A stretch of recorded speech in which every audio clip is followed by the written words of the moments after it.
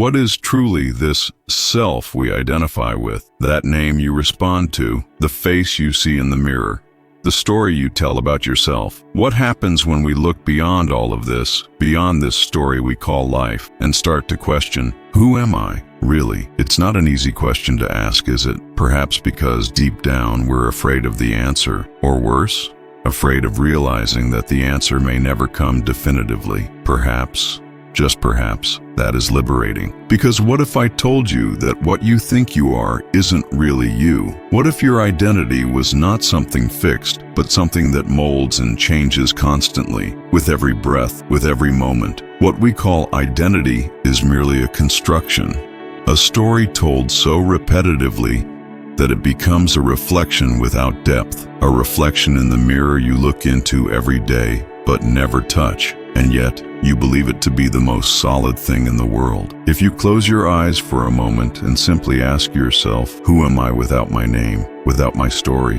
What would remain? Perhaps emptiness, perhaps stillness, perhaps silence, and yet perhaps the deepest understanding that nothing in the universe is fixed, nothing is permanent, not the form of your body, nor the content of your mind. Perhaps you are closer to who you really are when you lose yourself in the not knowing, in the not having to be anything. We are all here playing a role, and when we forget that, we begin to suffer. We forget that we are more than the mask we wear to adapt to a society that constantly demands we be something we are not. Do you see this? Do you see how you are trapped within a role, within a story, within a scene that wasn't written by you, but by others? Suffering arises when this mask becomes so real to us that we forget it is only a play. Pain comes from attachment, from the belief that you are this character. But what if the play was just that, a play? Everything you believe yourself to be in many moments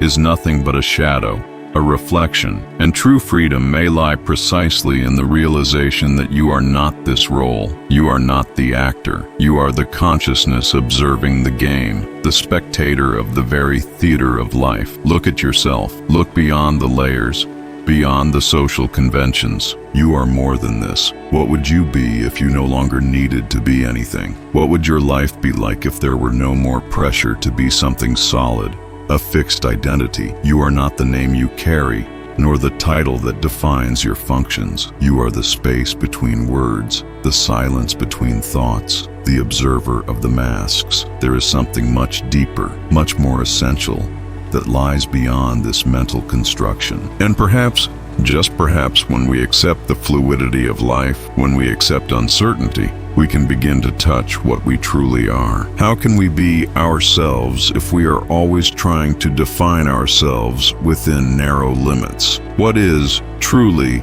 being authentic? Or even better, what is being authentic when everything around us seems to demand that we be something specific? Who sets these limits?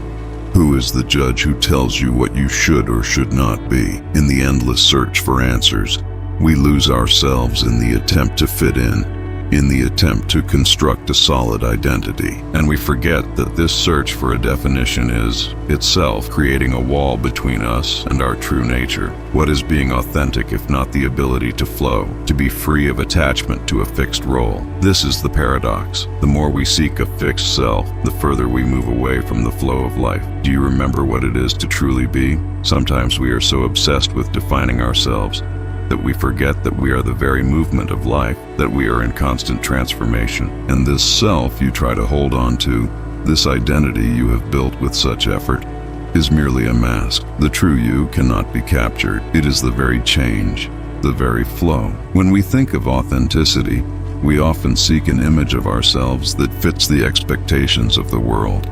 But being authentic is not about finding a perfect form that others will accept. Being authentic is being the one who flows, the one who is not afraid of impermanence, the one who is capable of changing, of dissolving, and of being reborn in every moment. This is true freedom, not being anything fixed, but being only what life asks in each moment, in each breath. Look at yourself in the mirror. What do you see? You see an image that says a lot about you, don't you? But what does that image really say? The face you see is you, or just the impression of something that is constantly changing? The image in the mirror is an illusion, a mental construction, a projection of your own story. It is not the real you. The truth is, when you look in the mirror, all you see is a reflection, nothing more. It's easy to get lost in this reflection, isn't it? But what if you could look beyond the surface? The reflection you see in the mirror is only a part of you. And what is beyond that image? What lies behind the eyes?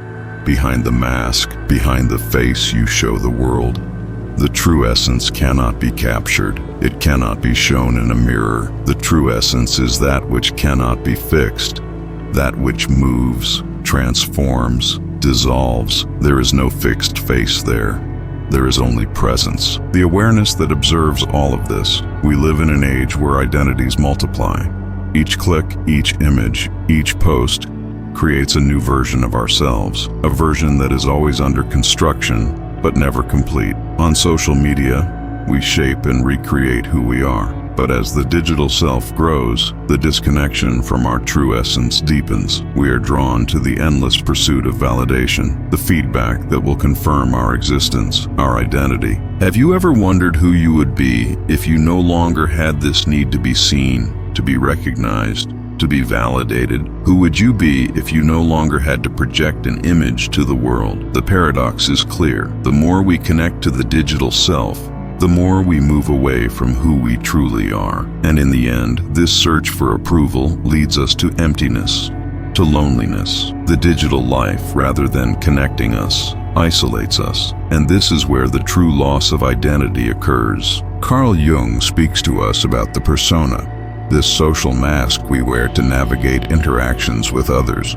The persona is necessary, yes, but it should never be confused with who we truly are. The persona is merely a function, an adaptation to the world, but when we identify with it, we lose touch with our deep self, with that which lies beyond appearance. What happens when you completely identify with your persona? You become a slave to an image. You lose yourself in the role you are playing, and the true you, hidden in the shadow, is forgotten. Jung talks about the need to integrate the shadow. The shadow is everything we deny within ourselves. It's the parts we reject, the parts that don't fit the image we want to show the world. But the shadow is, in truth, part of the totality of being. If we do not accept our shadow, we will never truly know ourselves. The process of individuation, the journey of becoming who we truly are, requires us to integrate these repressed parts, to let go of the idea of a fixed self and to accept the fluidity of our existence. Alan Watts invites us to see life not as a struggle,